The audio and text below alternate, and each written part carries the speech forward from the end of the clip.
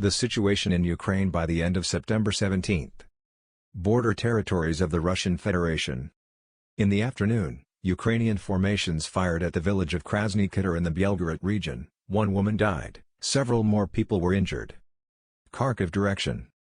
Russia launched missile strikes on the facilities of the armed forces of Ukraine in the Kievsky and Sloboda districts of Kharkov, as well as in the Chuguevsky district of the region. Slavic direction. Near the Oskol River, the RF armed forces are engaged in heavy fighting near the village of Rubtsy. Ukrainian formations periodically throw DRGs into Russian-controlled territory in an attempt to reach Borovoye. The goal of the armed forces of Ukraine is to reach the rear of the Russian group in small groups in order to cut them off from the main supply lines. Ukraine does not leave attempts to force Oskol near Kupiansk in order to get a foothold for a further attack on the city. Bakhmut direction. According to some reports, Wagner PMC assault units were able to advance in the east of Bakhmut along Patrice-Lumumba Street and secured themselves at the local Dacha cooperative. South of Bakhmut, the Wagnerites were able to occupy the Donbayskaya electrical substation, which opens the way for a further offensive towards the Veselaya Dolina. Donetsk direction.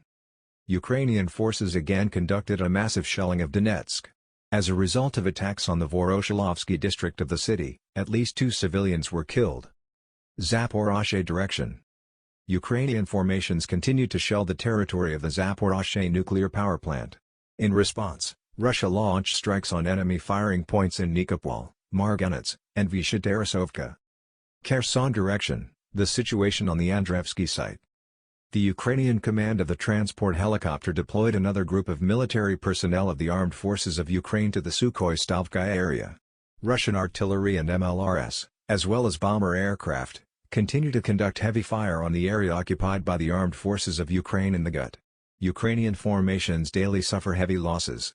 Despite the statements of the command of the armed forces of Ukraine about the successes in the south, the number of losses is incomparable with the results.